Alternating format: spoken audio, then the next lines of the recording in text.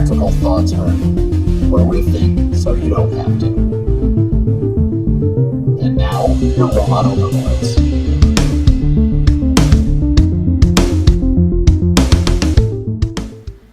Alright, welcome to the very first edition of Tactical Thoughts Hurt. This is going to be a, hopefully, weekly, maybe more, podcast where we, bring you all kinds of news about nerdy gaming stuff, science stuff, movies, TV, pretty much anything else we can think of. So, I'm Mr. J, and my co-host here.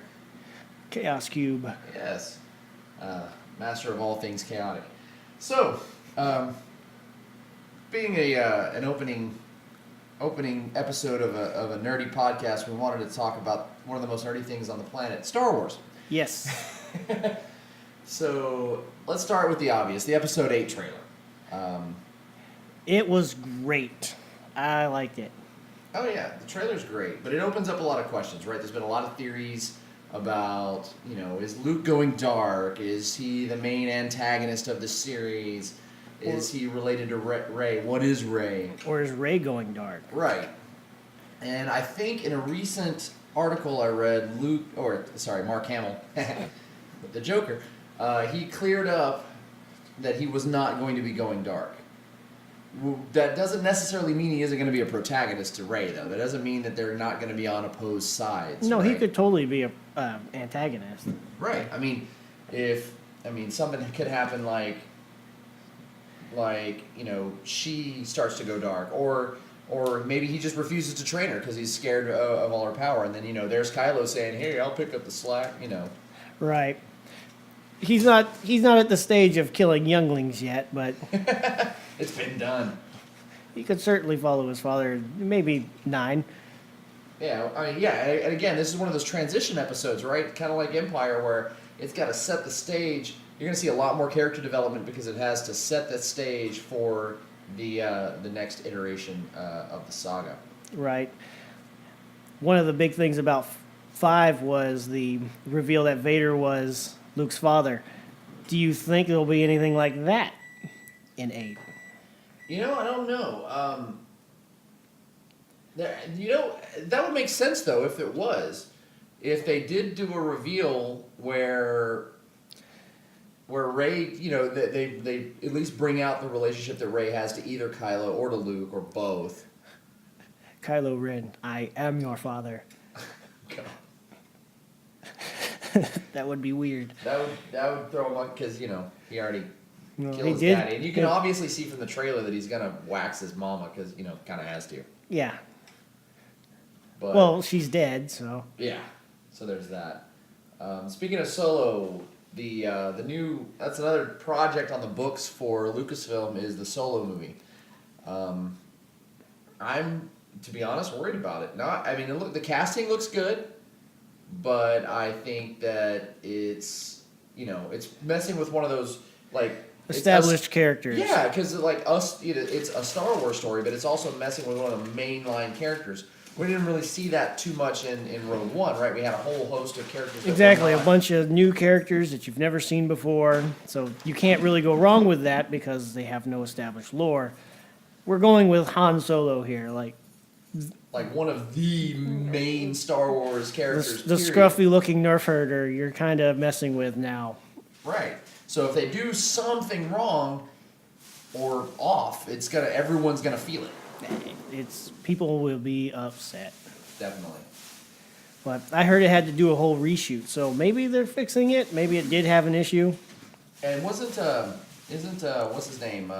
Opie Taylor, Richie Cunningham. What's his name? Talking about the actor for... No, the director. Oh, the director. He's Ron Howard. Isn't he directing this one? I think he's the one. I think he's the director on Solo. Yes.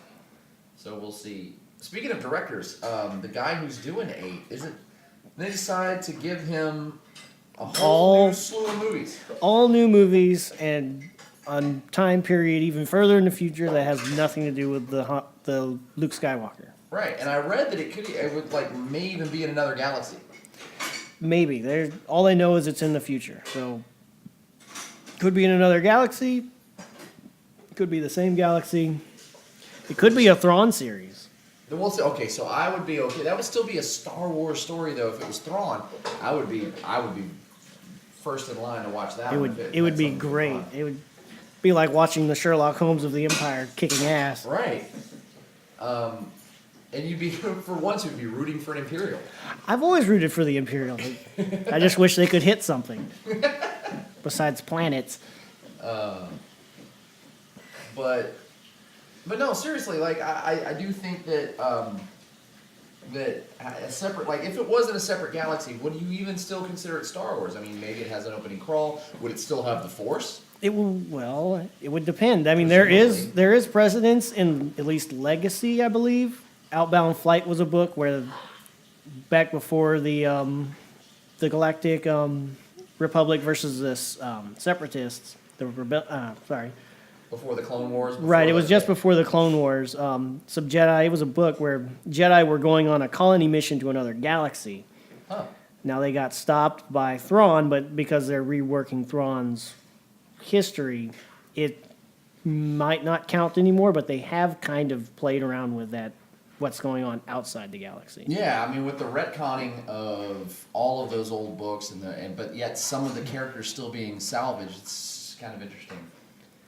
So it'll be interesting. Who knows? They might have a new Force. They may have some new light and dark side people, like on whatever a different Jedi you would call them outside the galaxy. And again, from Legacy books, if you think about the Yuuzhan Vong invasion into the galaxy, they came from another galaxy or maybe even another universe, but I think another galaxy where the Force didn't affect them.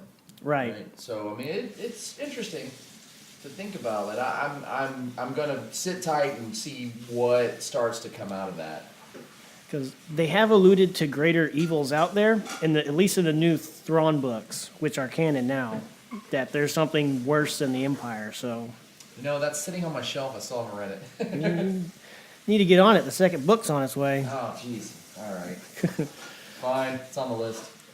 But I think, if nothing else, Disney, LucasArts, they have us or Lucasfilm, they have us in a great position to continue to watch what they put out, buy what they put out, and be very, very good consumers to their product. As long as they keep it good for infinity, they'll be making Star Wars.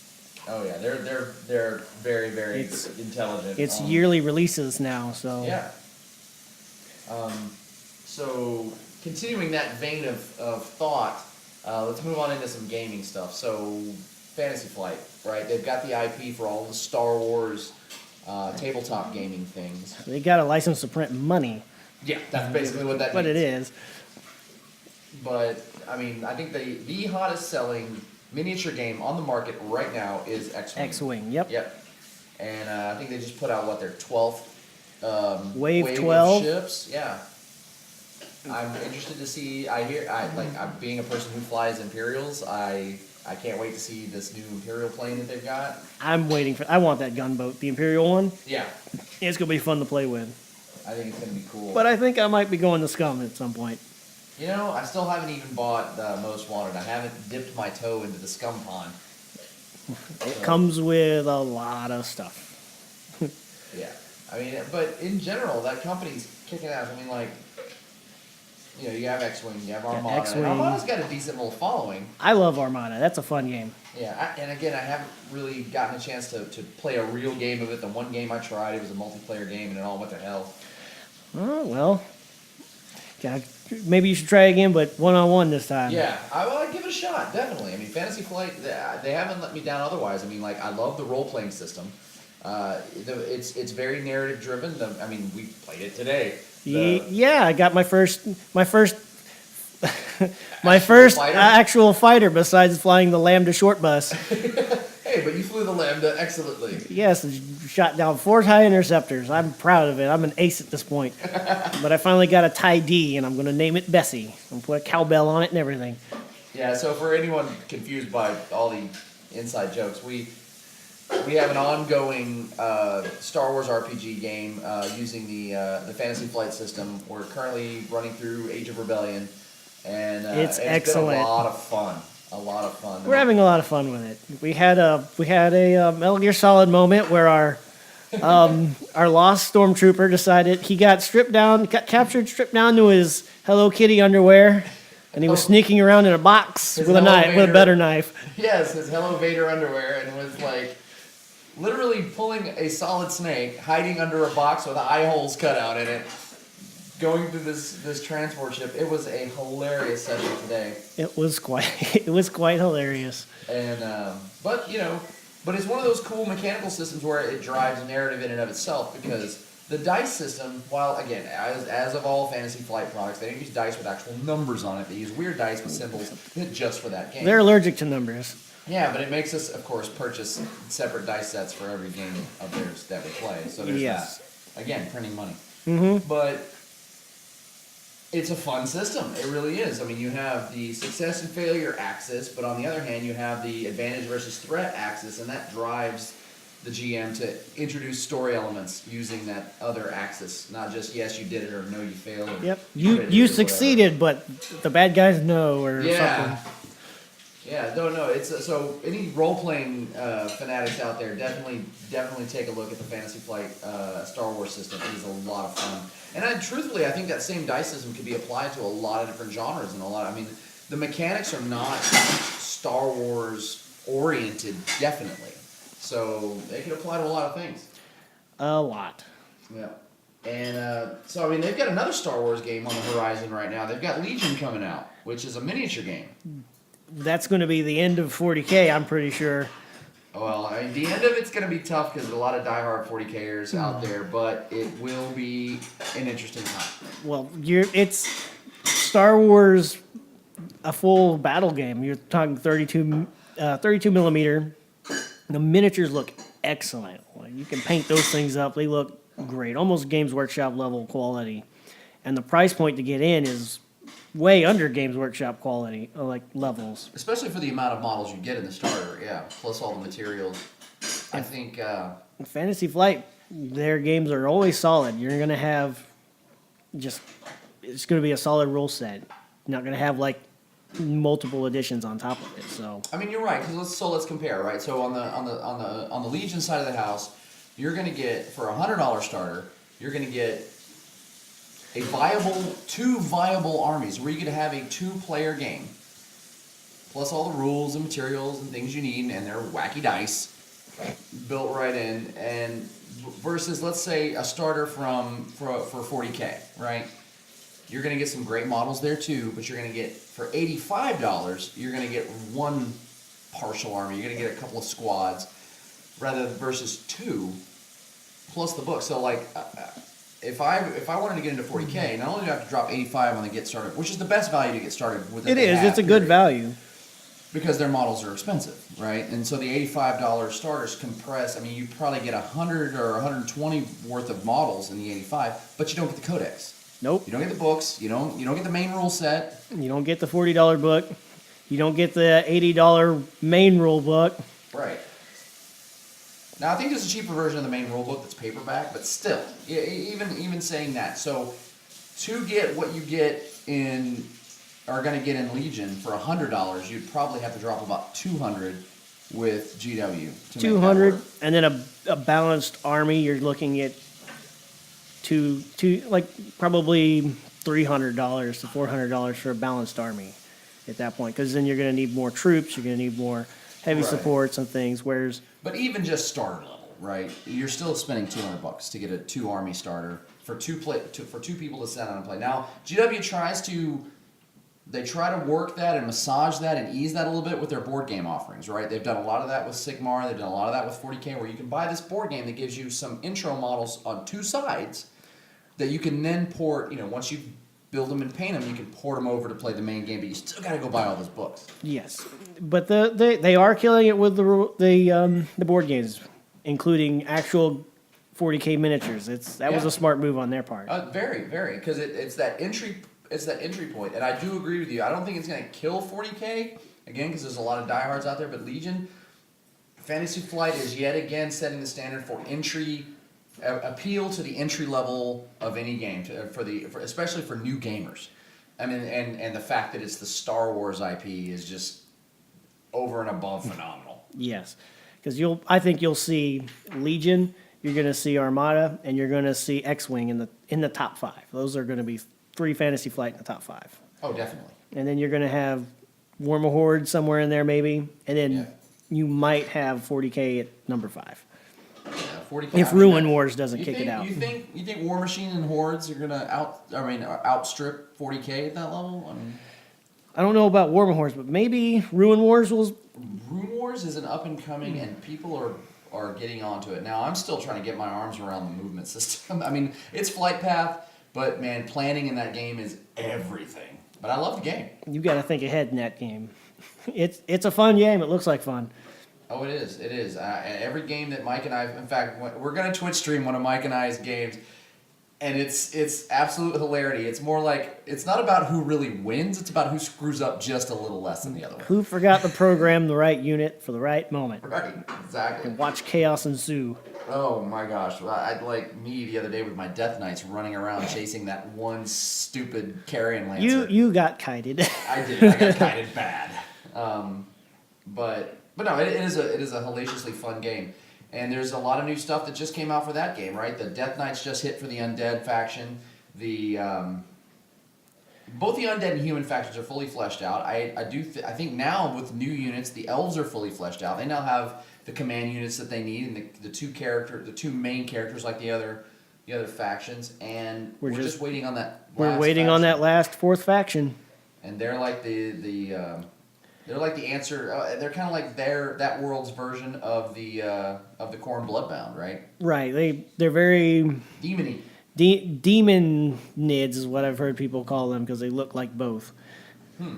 Yeah, I think it's going to be cool. And that may be, if I do get into another army, that may be it. I think I'm going to get elves. Elves are fast. They're good. They have a lot of mobility, and that one. And in fact, the character comes with the elf starter. She's mean. She's got this cool ability where she can melee attack one unit, and then just if she's got a couple of surges, just go ahead and I'm going to strike this other unit way over here. Thanks, bye. Well, us cheating pointy ears, we always have to make the lesser races look bad. That's right. You're an elf in our D&D game too. Yes, I am. Oh gosh, D&D. Xanathar's Guide just hit shelves day before yesterday. I got my copy that I pre-ordered, but I haven't read it yet, so I will be delving into that in our next episode. That looks fun. It's cool stuff in it, but I want to fully read it before I give a report. Although if you've been on my Facebook, you see that I keep sharing tidbits from D&D Beyond about it. But yeah, I mean, there's lots of stuff happening in that game. I'm sorry, in Rune Wars as well as X-Wing and all the Fantasy Flight stuff. They're really, really moving. I can't remember who it was. There's a lot of stuff, like a couple of games that we play recently, like Drop Fleet, the company that makes Hawk War games. Like I heard they got bought out. Yes. Yeah, and then Spartan Games shut down, and their IP got bought out by another company. So I'm very interested to see what happens to all those storylines. Because those are some fun games. Like I love Dystopian Wars and I love Drop Fleet Commander. Dystopian Wars is a good. I like Dystopian Wars and I like Firestorm and sci-fi. You get me with sci-fi boats and I love it. Like,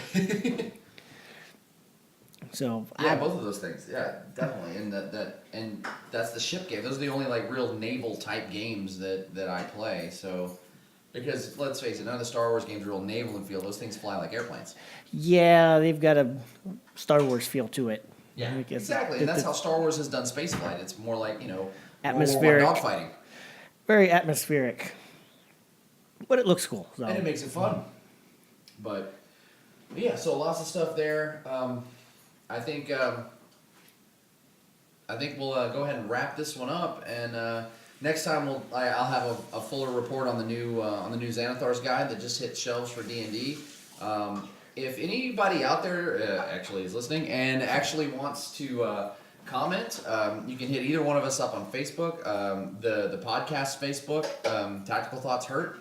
It's out there, so if you just search that, you'll find it. I have a Twitter that you can hit me up on. It's at JamesC137. So yeah, I mean, just if there's anything you want us to talk about, I've had one guy ask me to talk about The Walking Dead, and to be honest, I just have never watched the show past the first season. So I don't even know. We need to talk about the Orville. Yeah. Okay. Yeah. So we'll in fact, next time before we lead into the whole D&D thing, we'll talk about the Orville. Because We'll talk about some that's the TV new stuff. Star Trek. Yes, and I love that show. It is great. So, all right. Well, we'll wrap this up, and next time on Tactical Thoughts Hurt, we'll talk about the Orville, and we'll talk about Dungeons and Dragons. So see you later. Have a good one.